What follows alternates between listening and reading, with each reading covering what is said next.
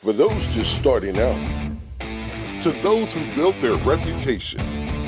In the detail industry, navigating the course is a daily grind. This is Play-by-Play with industry professionals tackling topics and offering tips to help improve your game plan. Now, here's your play-by-play. All right, what's up, fam? Hey, what up, fam?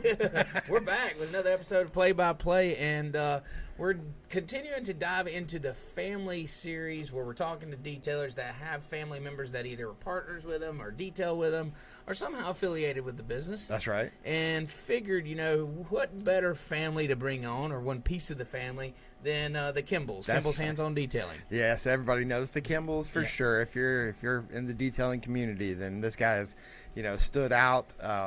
Both Kody and his father, and you never see him kind of without the other. No, I just kind of thought they were like joined at the hip. Yeah. No, but Kody's going to be on today. We're super excited to talk to him about how he's going to be his involvement in this empire of a business they have, some other businesses that they've started, adding services, just learning what it's like. And those guys, I mentioned it right before we were on, but they remind me of the Orange County Chopper group. So can't wait to hear some of those fights and arguments that they probably have. I can just picture those guys just really going at it. Yeah, and I know they've got cameras because they're always posting people falling, so I wonder if they got any cameras of the big fights, if Kody's throwing a chair or something. Right? I'd love to see that. If not, he needs to. He needs to. We'll try to convince him to, when we have him on. We need to see some chair throwing. That's it. That's right. And so, of course, after Kody, we're going to have our weekly hacker hack. And this time we're going to be taking a drill brush and using it in a way that maybe you're not currently using it, that could help you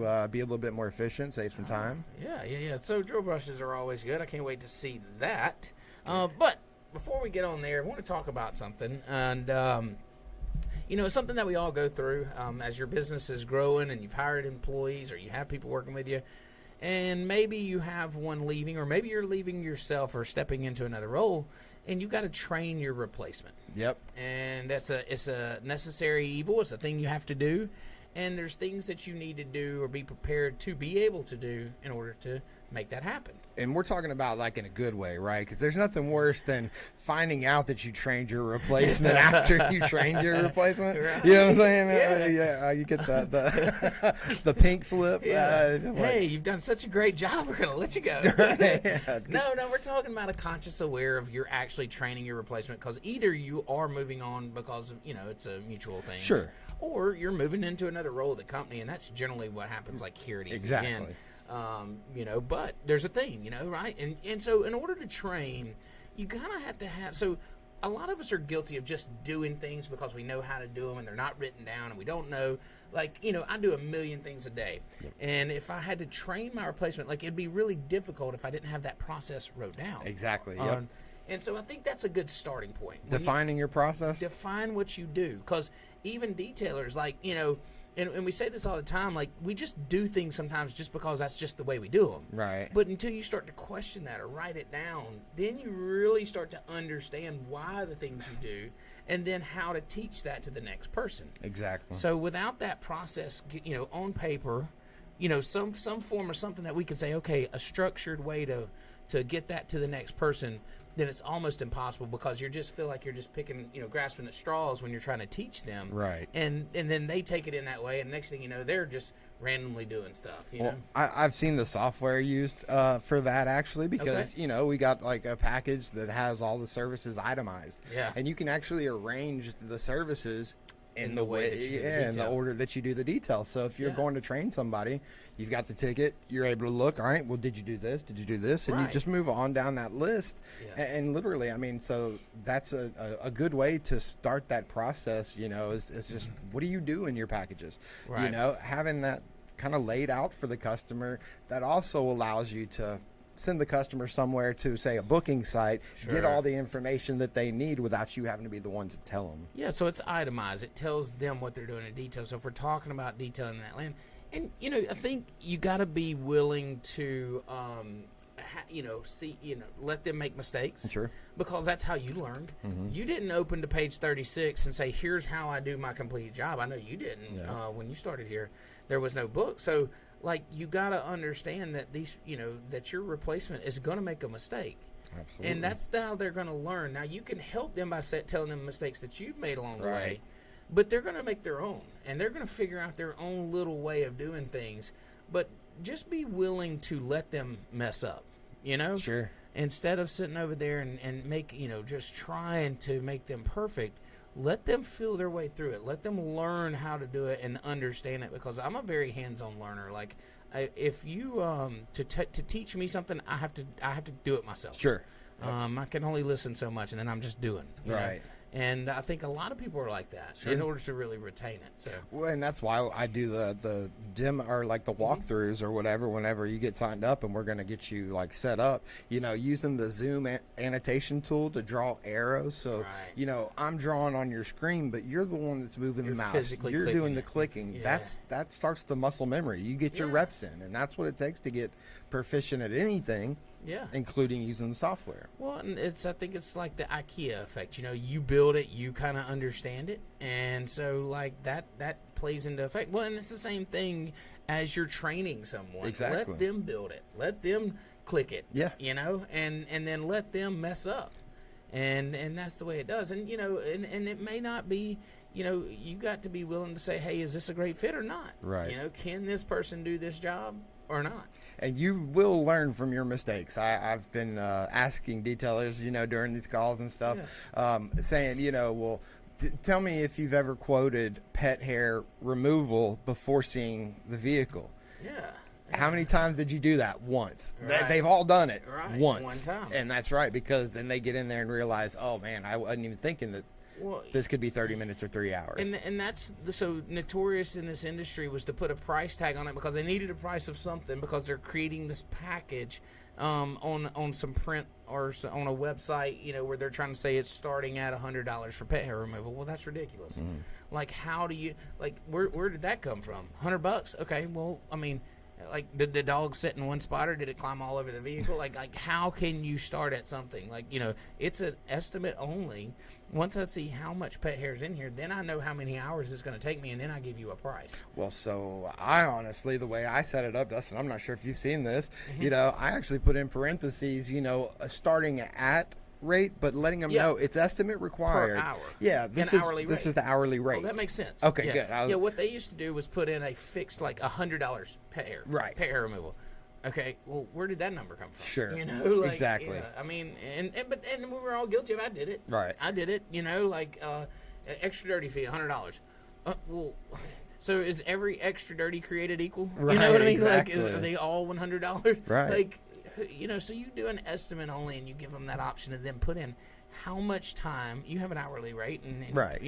How much time is this going to take me to do extra? More than the norm. Right. And then that's what I'm charging you for. But a little off track, but very good information. And, I think that's what this is all about, is to try to educate and help. Well, learning from your mistakes. When you go to train somebody, you have to let them make mistakes, and that's usually one. There's certain mistakes that, you'll make once, and you'll remember because you have to fix it at some point.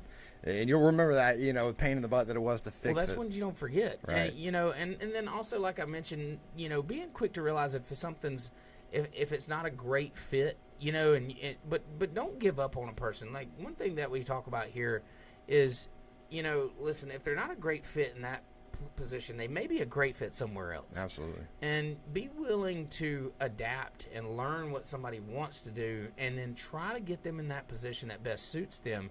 And they're happy, you're happy, and their production goes up and things evolve. But the only way you find that out is true training. We're all guilty of saying, just here's the torch, run. Right. It's easy way to do it, but it's very expensive for the company. And training for a week or two is worth big money to a company. Absolutely. Because now you're talking about an employee that goes from being productive or cost effective for after a couple weeks versus after a couple months where they've tore up stuff. And you're right. You can't just go off the resume when they say what are your skill sets. Well, what are your downfalls? What are your negative? Well, I care too much.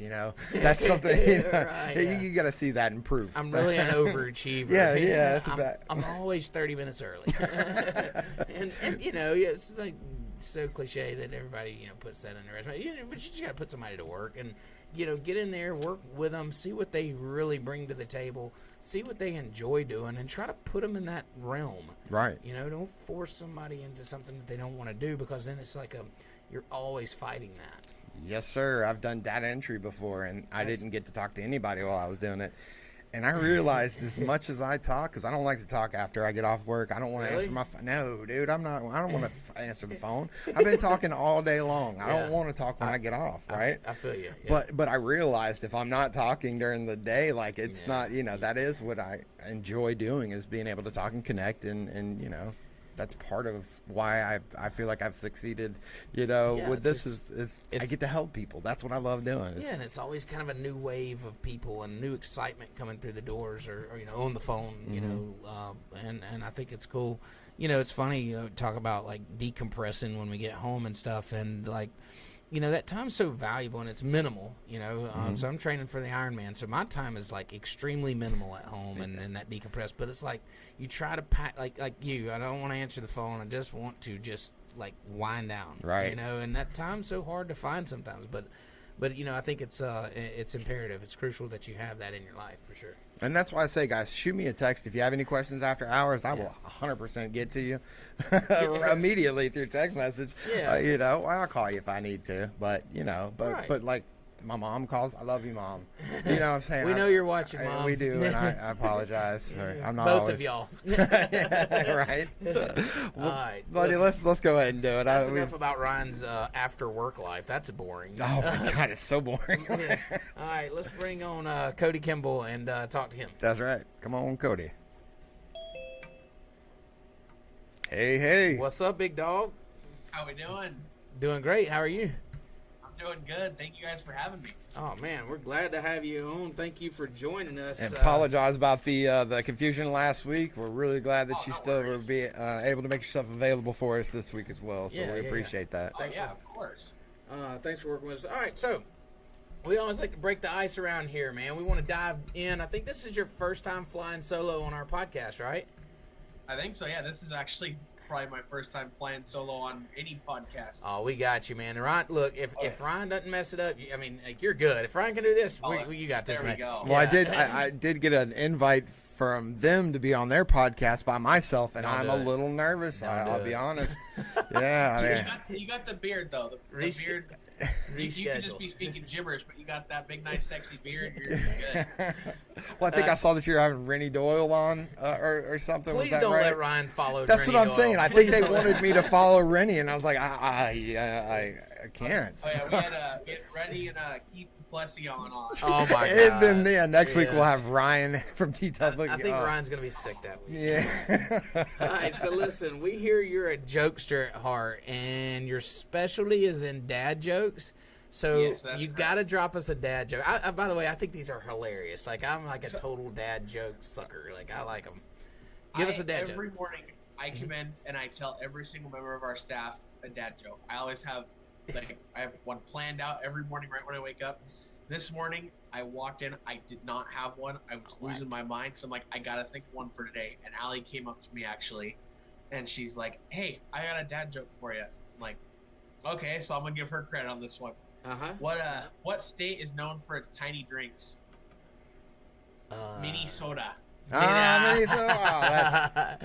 Oh, that's great. That's a good one. That's a good one. I got this really good one. I got to look up. So I got this really good one I sent the other day. If I can find it, it's hilarious. Yeah, I love the little screenshots of the conversations.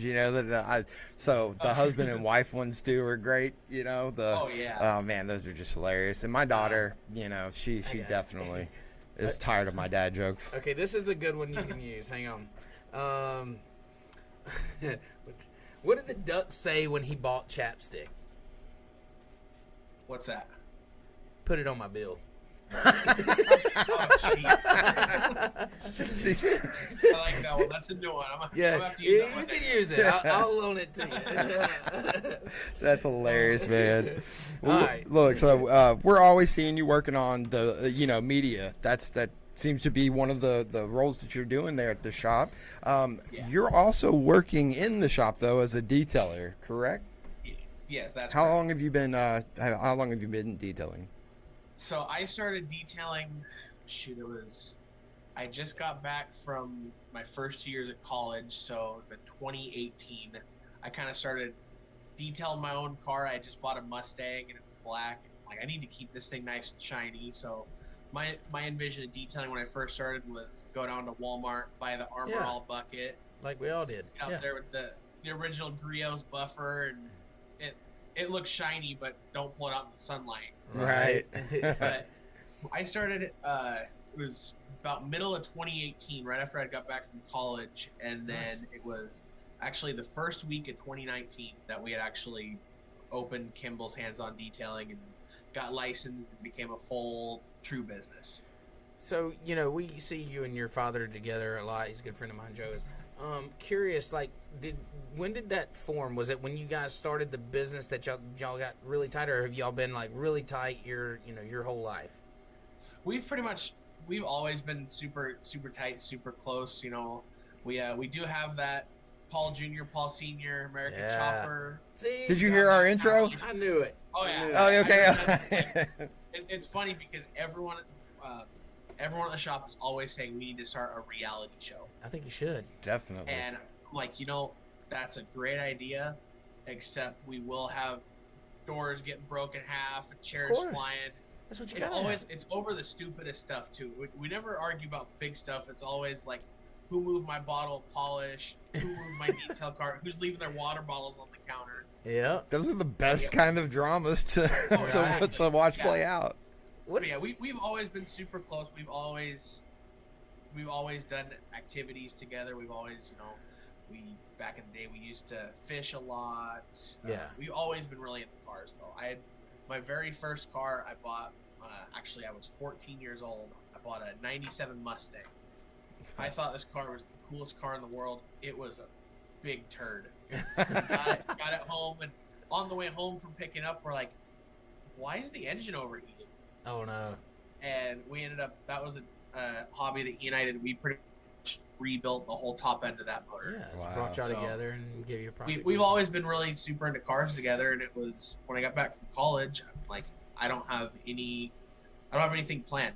I got these business degrees sitting here. I have no idea what I want to do with my life. So I had started working at a call center for a job. I'm trying to think of what the term, basically like a temporary workforce. Yeah. I was working in an office for them, and I hated it. Yep. I'd come home, my anxiety. I'm not really good with like customer service and talking to people on the phone. Yeah. And I was what I had to do the whole day, and I'd get yelled at, and it's like, I don't like this. This is not how I want to spend my life. Yeah. And so sitting there one day, I came home from work, and I had tears in my eyes. I'm like, I hate work. I got yelled at all day today. I don't want to do this. And mom and dad, they're like, I think it's time that you start car detailing. You love car detailing. Wow. You're detailing your car every single week. They're like, the neighbors are always asking about it. Why don't you quit working at the call center and just start detailing for the neighbors? Yeah. Okay. So I did that for a few weeks, and then gradually it went from neighbors to friends and neighbors and family and neighbors, and got to the point where it's like, okay, we're doing a bunch of cars. I need to decide if this is what I really want to do, and if it is, then we need to get fully licensed to become a true business. Sure. That's awesome. That's awesome. That is cool. And so I know at your shop, it's you and your dad, of course, but that's not all the family that's there. You basically have your entire family up there, right? So Dad and I and Joey are actually the three owners of the business. Mm-hmm. And Joey helps detail the shop. Obviously, Dad and I both detail. And Allie also, she's helping detail for about the next 3 weeks or so until she goes back to school. When she's not being a rock star on the field. No doubt. Exactly. When she's not a rock star on the field, she's a rock star with the vacuum, the extractor. And Awesome. she's our interior detailer. That's what's up. But yeah, and then Mom runs the office. If it weren't for her, we'd be running around like chicken with our head cut off from the shop. No, you want me to tell you what you would be doing? You want me to tell you what you'd be doing without Mom? You'd be doing what I've been doing for the last 3 weeks. In your office paying bills and updating QuickBooks and all the stuff that you would probably hate and want to jump off a cliff. For the first, it was about a year and a half. It was my dad and I were the ones, we were doing everything, running the office, doing the books, detailing the cars. And it got to the point where it's like, we cannot do this. It's terrible. And we growing ended up, pain. It is.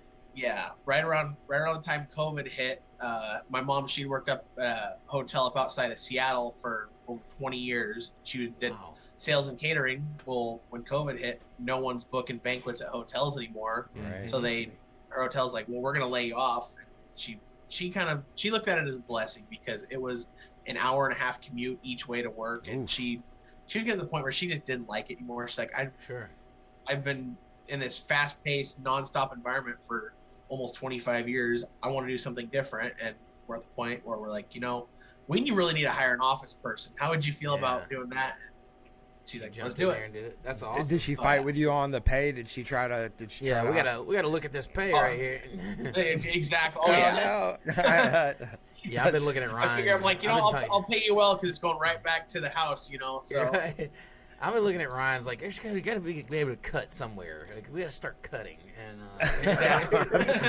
Ryan's the lowest hanging fruit. I was about to say, I thought after 2 years it was time for a bonus. We're paying too well. We need to figure out who can take a little pay cut. That's at the 4-year mark. 4 years, I bet. Can't wait. You just keep waiting. Oh man, that's funny. No, so listen, you are out in the shop working. What is your favorite thing to do? Like, if you're like your specialty in the detail shop. My favorite thing to do is it's got to be polishing coatings. Okay. I when we first started, it was kind of my dad was the one doing more of the polishing, and I was doing more of the interior work. Yeah. My main goal from day one, I said I hate interiors with a passion. Yeah. I'm good at them, but it takes me 12 hours to make an interior look good. And I said, I can't do this. So once we got a team working interiors, I said I am never doing an interior again. I can't. Anytime they ask me to help out with interiors now, I get in the car and go, what do I do? You know how you make somebody a great polisher? Just start them out doing interiors. Exactly. This just sucks make so them bad. hate that word. Yeah, you're ready to do anything else, and you're like, you know what? I'm gonna be the best at this, so they never stick me back in the interior. Exactly. That's awesome. Yeah. Now you mentioned having, going to college, having a couple degrees, right? You got 2 degrees in business. Have you been able to kind of use that knowledge and those, what you've learned in college in the industry? So I have a degree and I have an associate's degree in general business, and I have a bachelor's in business management. Nice. When I went for my associate's degree, I did a program here in Washington State called Running Start, where for your last 2 years of high school, junior and senior year, you can actually take classes in community college free of charge. So honestly, when I got my associate's degree, I feel like pretty much every class I took for that helped, because it was all that general, the math, the accounting, the stuff that you hate doing, but you got to do as a business owner. And then once I got to actually doing my bachelor's degree, it branched out to where some classes helped, but honestly, most of it was more for the college experience. Yeah, I needed that. I've always been a major homebody, where if I'm not at work or school, I'm at home. Mm-hmm. And I sat down with mom and dad one day. I said, hey, I can go to school at Pacific Lutheran University, which is 10 minutes down the road, or I can go to school in Phoenix, which is 5 states away. Uh-huh.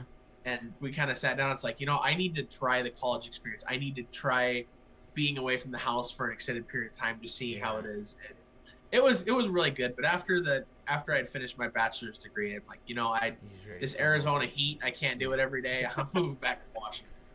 It's you mentioned the Run and Start program. I actually started at a community college when I was a junior in high school as well, and but it wasn't free. I had to pay for it, and then so the counselor had to sign off like you had to keep your grades in high school grades at a certain level for you to continue on the program. But I was taking full 15 hours at night, and then I was actually working. I was working.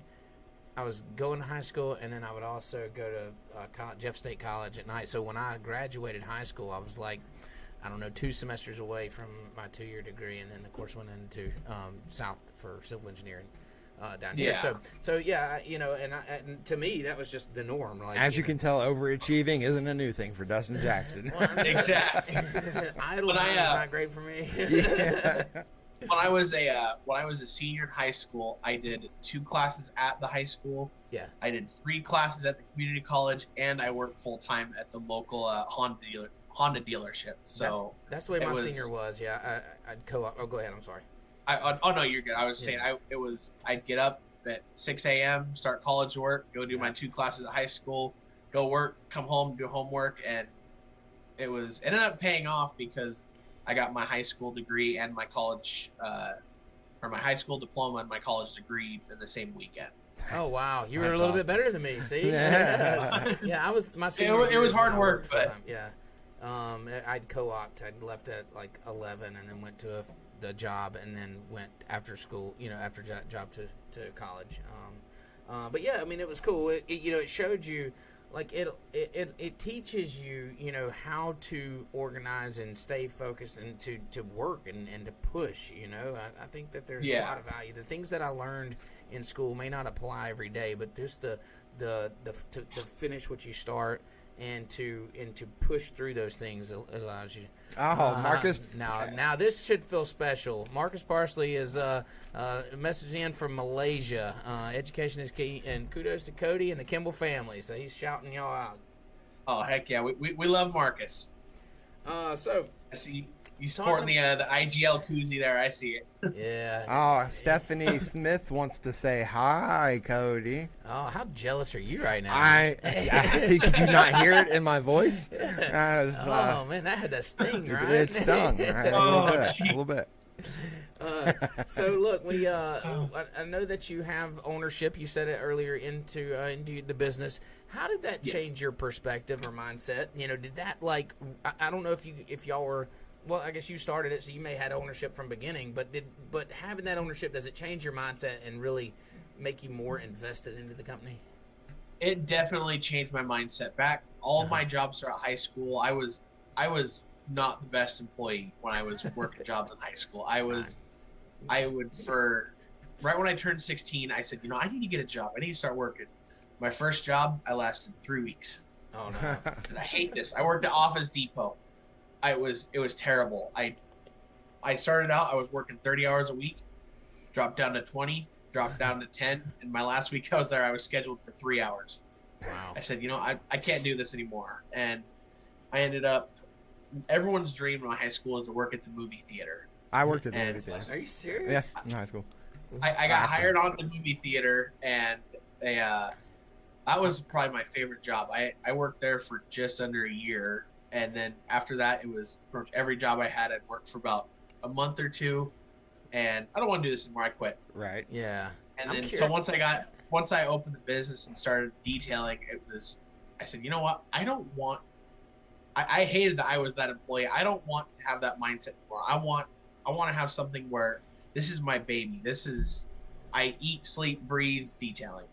Yeah. And so it totally changed my mindset that I'm actually working towards building this company. Building something. I'm curious, why does everybody want to work at the movie theater? Like that was not a thing. I mean, for us. You can watch movies for free. All the Really? the friends are coming up there. We got free movie tickets and the the $27 bucket of popcorn you get for about $13.50. So Get out of here. I used to get my pick of the movie posters too. They got all the movie. Oh yeah, I had a ton of movie posters back then. They had just quit using movie posters right when I started. Oh, no. I want to get some. They're like, oh, we're out. Yeah, digital. Yeah, I think they use digitals now. Yeah. Yeah, and actually, when I was co-oping in high school, I was working at a Harco drugstore and stocking shelves and stuff like that. But I found my real passion was giving the pharmacy techs back massages in the back. They would have to fill these punch packs for the nursing home, and I would always get brought back there to just give the back massage while they were doing filling the things, and that was pretty fun. Now that we're talking about Ryan's previous jobs, I have an awesome little snippet of information about Ryan. He actually had a really interesting job before working at the toy shop. What is the gift shop. The gift toy shop. shop. Well, You gotta hear about this one. It's called the gift shop, but actually the IFT in gift is extremely small and the G's really big. So it looks like, it's the G spot. It's a female, it's, Yeah. So that was a professional toy salesman. Oh, there you go. And you got to hear him. We can't do it. We'll have to do this later when we see you maybe at SEMA or something. But you'll have to hear him, like, how he had to educate the some of the females and or males or whatever, and like on the things that they would do. It's just like software. It's basically exactly There like you go. software. Very, I just think that's hilarious. Like, to just picture Ryan in there. Like, Well, if the whole detailed Bookie thing doesn't work out, at least you got something to fall back on. Right. 100%. Without a doubt. he's all That's chips a skill in, that you man. can use. Oh, yeah, I'm all in, Right dude. there. I've got my tattoo scheduled. So, at that point. Oh, there you go. Right. Yeah. It would just be awkward. Yeah. Hey, Miss Vandy. What's up, Miss Vandy? All right, so Oh, is it my turn? I'm so sorry. Hold on. Yeah. So, that's right. So, talking about the roles at your shop. So, you and your dad, do y'all, have split roles? Are they defined? Do you guys work like on the same projects, or do y'all kind of separate those out? So as far as the main business aspect goes, I handle more of the financial and the kind of the big picture stuff. And he handles a lot more of the day-to-day, handling the team members, working with our marketing, stuff like that. But as far as like actual jobs go, he and we're a team together. We do a lot more of the higher end polishing, higher end coatings, and we kind of have a tandem polishing method where if it's like a two-step paint correction, he'll cut, I'll fall behind and polish, and then once we get the paint done, he goes off and does his own thing, and I put my headphones on and get to coating. So. It's funny how when you work with family, obviously my dad works with us here, and you define those roles. So me and my dad are very much alike, and so we have to make sure that we kind of have our own little realms. My dad's used to running businesses. That's where I get it from, and he's been a mentor, my whole life really. But so we have like our own little things that we do, and he has his own realm, and we try not to cross. Of course I ask him questions every day about things, but we try to kind of stick to our own thing, so we're not overstepping or getting on each other's nerves or whatever, because we're very much alike. They have the same temperament from me on Monday mornings. It's ridiculous. Ryan sets this up. We should schedule all Ryan's meetings for afternoon, because me and my dad have a very structured morning ritual, and it's not the most talkative thing. It's like a kind of get our day started. Down to business. Let's get down to business. Very business, especially Monday. Friday, Monday is like all business. Ryan has like the no BS. Ryan's like Mary Poppins coming through the door, dude. He's like flying through in an umbrella and like wants to crack jokes that aren't funny at all. I want to dad jokes is what they are. Yeah. He didn't have that's when Dad and I get to work in the mornings. It's usually I'm the one where I take my time. I'll eat my breakfast, drink my coffee, just kind of joke with everyone because we get in. We open at 8, but we're usually in by 6:30, 7 o'clock every morning. Yeah.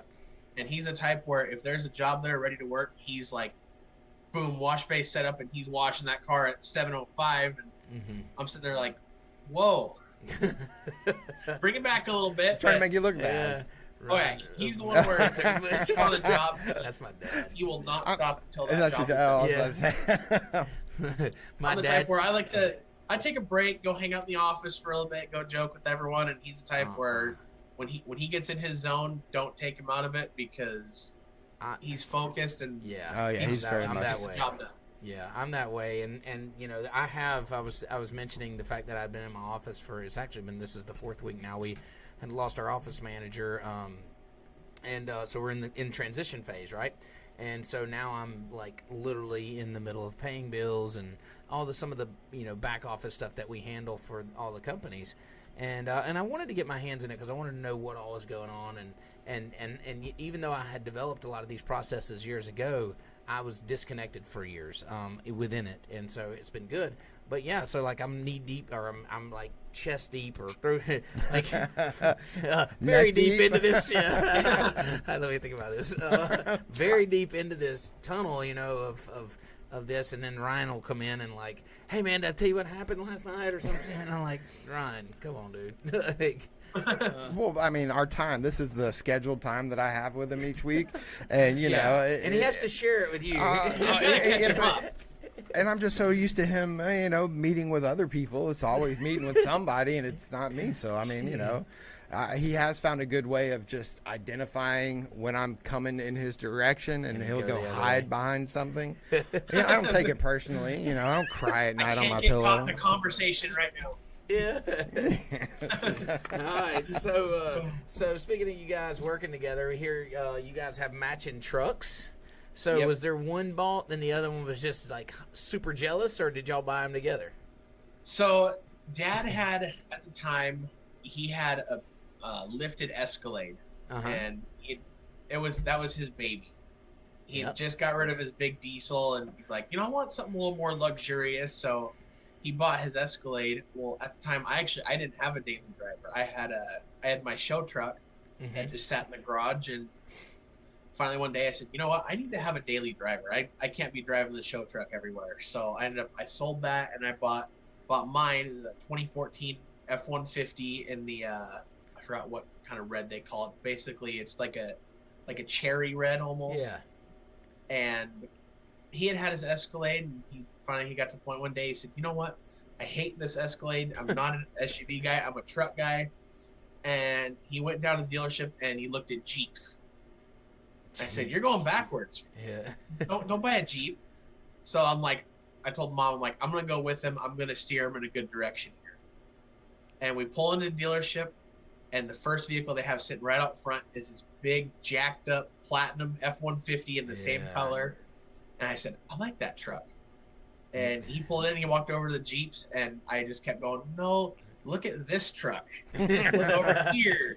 Quit looking at these, look over here. Right. And he's like, you know, I'll test drive it, see if I like it. He test drove it, he brought it back, and he's like, that's the one. Nice. So, of course, he got the one that's newer, the platinum edition, the nicer, big lifted, but you started. Exactly. That's the way it usually goes, though. Now we're trying to just get everyone now to drive red F-150s at our shop, so we can just have a big trend going. Yeah, that's pretty cool, man. I like that. Dustin's trying to get all of us to get on smart cars, but we did. we had a deal going one time where Dad and I were like, you know, we're gonna get a fleet of smart cars for our shop. That's never ridden in one before, but we said, you know, it'd be cool to do a Kimball's wrap on one. So we went down to the. It's not that cool. I'll just let you. We test drove one.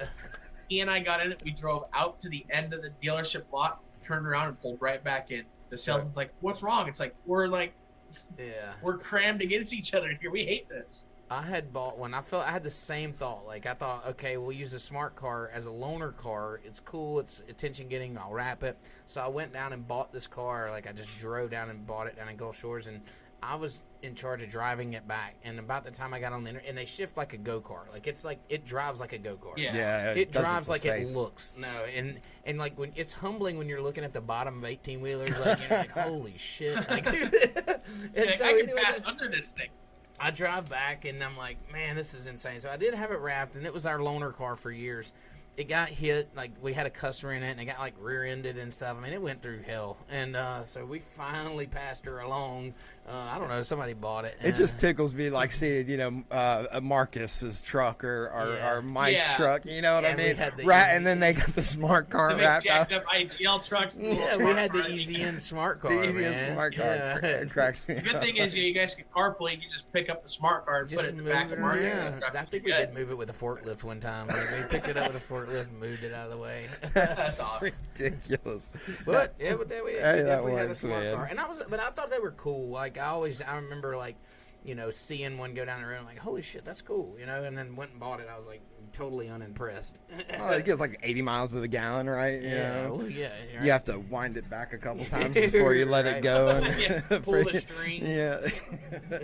Now, we mentioned earlier, kind of the Orange County Choppers thing, and you and your dad. Can you think of any fights that you guys have had, like any big blowouts that really stick out to you?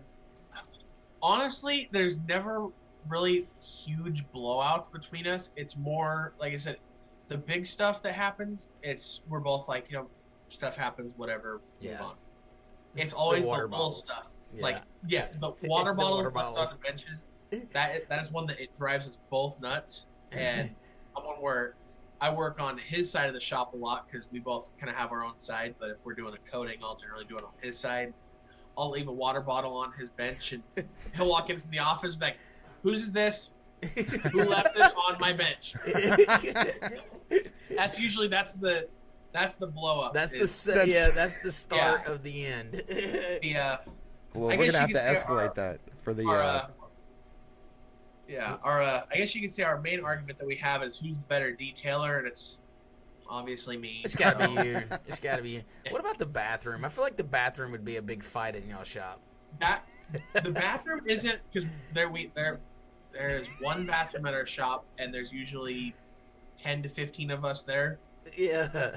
And so usually we're in the works of trying to get a second bathroom put in right now. We are too. But it's every time, you can always tell every time Dad needs to go in there, he'll walk up, you'll hear the door handle wiggle and it's locked, and he'll go, "Damn it!" So we're not the only one that fights the bathroom problems. Oh no! Luckily we have the office about 2 minutes down the road, so if you got to go that bad, hop in the truck, drive down to the office. Well, we do have kind of a solution. Your dad's got an office, and in his office has a bathroom, and he's on the road a lot. He'll go pick up vehicles and bring them back, and he's sweet enough to lock the door now when he leaves, so nobody can use his bathroom. Mr. Jackson. He said go out back. So speaking of your office down the street, is that where the marketing firm, you guys started a marketing firm, or a marketing side? Yes. So it was about a little over a year ago now. One of our detailers, Kyra, we've known Kyra for almost 10 years now. Mm-hmm. She was working with us throughout the summers while she was going to college, and we had always had this mentality that she was going to college for kinesiology, and she wanted to become a physical therapist. Yeah. And she graduated college, and she came one day, she's like, "Yeah, I just graduated, like, oh, so you're probably going to start looking for like a physical therapy job now, right?" She's like, "What are you talking about?" She That's was what you went to school for, right? She's like, "What? No, I went to school for marketing and advertising." How did y'all mess that up? I'm like, "Are you serious?" Y'all are looking for somebody. I wonder how awkward the back rubs were. Like, could you guys stretch me out? Like, why are you asking me to do this? But yeah, so she told us that, and it was like, she told us she had a dream and she wanted to start her own marketing and advertising company. And we're like, that's not a bad idea. Like, so basically, you're done detailing. You're going to start taking over. Here you go. Kimball's marketing and advertising, and she took it over, and her goal has been, she's wanted to start a marketing company, and so she's really the one that's starting the company. Sure. We're just helping her. Just helping along. Yeah. And I'm sure y'all are her biggest customer.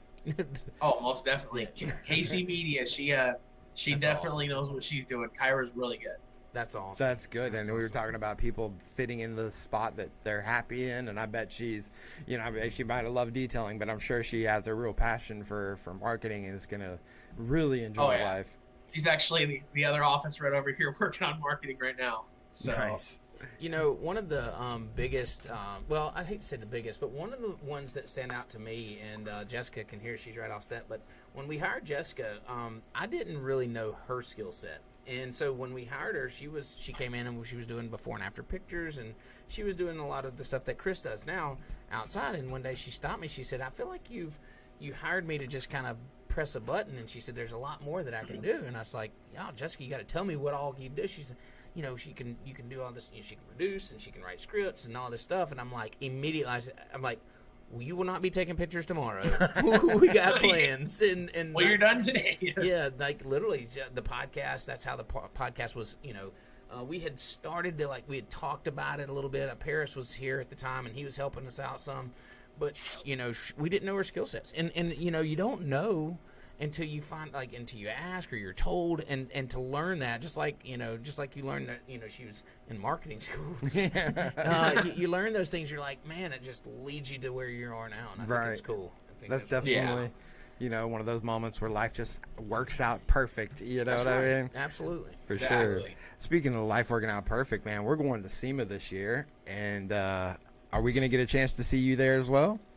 Oh heck yeah, we're bringing pretty much anyone in the crew who wants to go. We're going to try our best to bring them there this year. We're going to have Kyra there. She's going to be showing everyone her new company that she's starting, and we sponsored Justin Day's Detailers Las Vegas Detailer Party this year. Awesome. Well, we'll see you there. We'll definitely be there. Yeah, we'll see you there. We'll see you at the parties, and I'm sure we'll be seeing you around SEMA, and we'll have to all get up. I can't have a beer. Speaking of, this needs to be brought up. I am alcohol free for the next 85 days, training for my Ironman. I've made a commitment to make it all the way to the Ironman, which will include Vegas. Oh, wow, really? So if you see me sitting in the corner drinking water at the party, just know that's what it's for. Literally the week. So I'll travel to Vegas that week, like Sunday. And I fly from Vegas to Panama City on Thursday because I run the Ironman Saturday. So it just so happened SEMA landed right before this event, and so so seriously, I mean, it's gonna be a different experience. I'll probably remember a lot more of Vegas this time. Oh yeah. You can be my designated driver when you take me to the Bunny Ranch. There you go. Let's see. It's what time is it? 10:15 my time. So I pledge to be alcohol-free for the next 7 hours. You and me, well, it's as miserable as it sounds. It's Friday. It's 5 o'clock somewhere. Right. All right, man. Listen, so awesome having you on. Where can everybody find you if they want to reach out to you? Best place to find me, honestly, Facebook, Instagram. Gotcha. Kimball's handsondetailing.com. But gotcha. Kody Kimball on all those. Kimball's Hands On Detailing on all social media. That's the quickest way to get hold of me. I'm always on my phone. So awesome. Right on, man. Look, appreciate you coming on, man, taking the time. Thanks for bearing with us last week as we went through some difficulties there, but we're back live and kicking. So it's we great really appreciate you, man, for coming on. Yeah, of course. Thank you guys for having me. We'll be seeing you soon, man. SEMA's right around the corner. Thank you, man. See you. Thank you. Good times, man. Love it, dude. Yeah, dude. He's so awesome. Man, he is. And, he talks about, kind of being a homebody or what. But, dude, every time we talk to him, he's just as chill and cool. He's sociable. He is. But then again, I am the exact same, homebody, and then I get out there, and it really looks like I am comfortable. You enjoy it, but deep down it's kind of like anxiety is just building, and, It's weird, but Well, you do great. Hey, with fake it it till you make it. You know what I mean? I always give you a hard time, but you do awesome. You've done awesome for our company and at these events.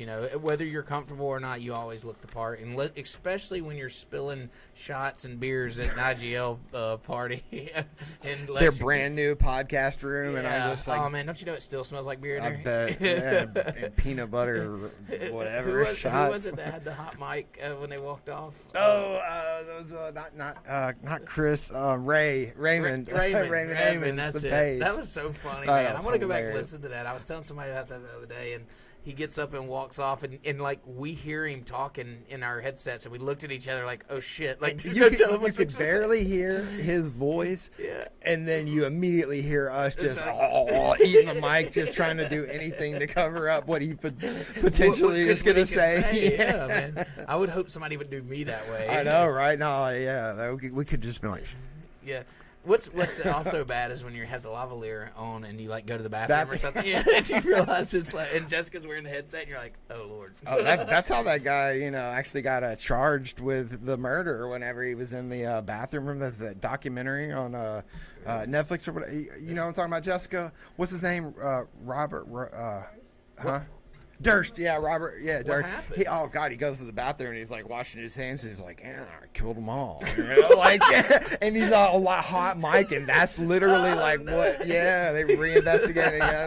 Yeah, I killed them all. That's not what I'm saying when I go to the bathroom. I know he's sitting there just, yeah, I killed them all. Like he's just, oh, dude, yeah, you got to see that. It's by far the nuts. All right, speaking of kill them all, don't you got something to kill today? It's time to kill it, right? That's correct. Or heck. Hey, there we go. So, man, this is becoming, it's always been, something I look forward to. But dude, Chris's videos, he stepped it up, and I mean, I'm excited to see what we got today. All right, spin it for us. Yeah. So basically, man, typically you've got these little brushes that we're gonna go in. We're gonna get those delicate areas. We're gonna, use that elbow grease. Well, Chris here is showing us that not only can you do interiors, carpets, drill brushes. It's good for this as well. Yeah, you can do some of the more sensitive areas and all. They make different style brushes, so some of them are soft, some of them are aggressive. This one's a really soft one, so you can go into those like I'm just drawing a blank here. Well, those are crevices that he's talking. But like the fabric that's like maybe leather, or that's not the word. You said Steve was about to say sensitive fabric. Anyways, delicate. Delicate's the word. You can use it on those delicate areas, and so it takes a lot of the labor side out of it. Right. You can use a drill and run down like you saw Chris do, and it works great. So if you're not using a drill brush, you may want to consider it. They have different style, aggressive, easy ones. Chris is amazing. Don't tell him that. His head will blow up. No, Chris is awesome. So listen, but we can definitely say,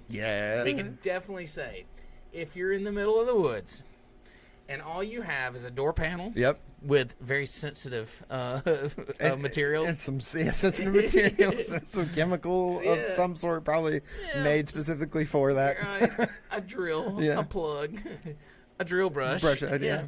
You can use that drill brush to go ahead and clean that door panel. Are you saying that this myth is confirmed? Hack is confirmed. Hack is confirmed. Don't you now copyright now? Man, we're getting in all kinds of trouble. All right, listen, that's gonna do it.